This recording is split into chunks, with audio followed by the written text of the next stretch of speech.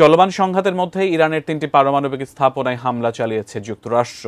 এই হামলার পর থেকে ইরানের প্রভাবশালী রাজনৈতিক ও রাষ্ট্রীয় গণমাধ্যমগুলো মধ্যপ্রাচ্যের মার্কিন ঘাঁটিগুলোকে এখন লক্ষ্যবস্তু করতে আহ্বান জানাচ্ছে। এছাড়া যুক্তরাষ্ট্রকে হুঁশিয়ারিও দিয়েছে খামেনি প্রশাসন। তবে কি পাল্টা জবাবে এবার সরাসরি মার্কিন ঘাঁটিতে হামলা চালাতে যাচ্ছে তেহরান? বিস্তারিত জানাচ্ছেন আরিফ হাসান।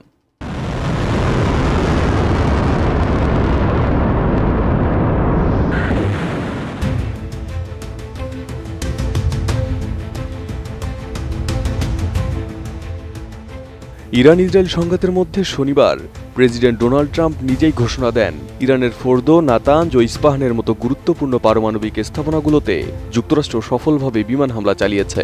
এগুলো ইরানের পরমাণু কর্মসূচির মূল ভিত্তি হিসেবে পরিচিত।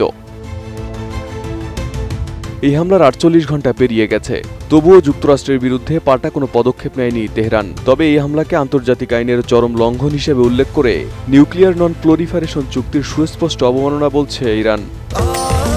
স্বাস্থ্যকর অল টাইম ফ্যামিলি কেক, সব সময় অল টাইম হেলদি লাইফ।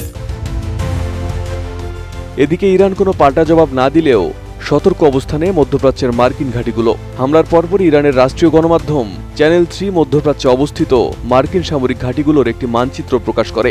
মানচিত্রে দেখা যায় সৌদি আরব, কাতার, কুয়েত, বাহরাইন এবং ইরাকের ঘাঁটিগুলো ইরানের ক্ষেপণাস্ত্রের আওতায় রয়েছে।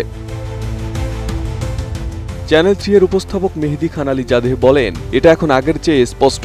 কেবল ইরানি জাতির জন্য নয়, বরং এ অঞ্চলের সব জনগণের জন্য সব মার্কিন নাগরিক ও সামরিক কর্মীরা এখন বৈধ লক্ষ্যবস্তু।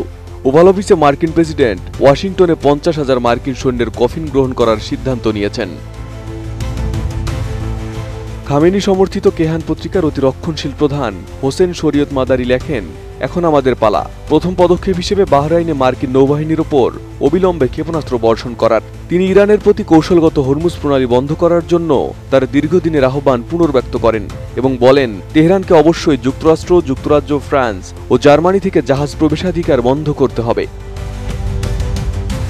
এছাড়া ইরানের সংসদের অন্যতম ডানপন্থী সদস্য হামিদ রাসাইও বলেন, ইরানকে অবশ্যই সৌদি আরবে অবস্থিত মার্কিন ঘাঁটিতে আঘাত করতে হবে।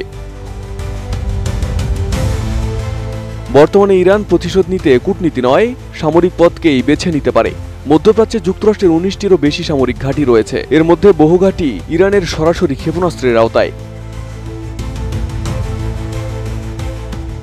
মধ্যপ্রাচ্যের বাহরাইন, কুয়েত ও কাতারে অবস্থিত ঘাঁটিগুলোতে রয়েছে প্যাট্রিয়ট মিসাইল ডিফেন্স, F-22 ও F-35 যুদ্ধবিমান এবং মার্কিন নৌবাহিনীর ফ্লিট।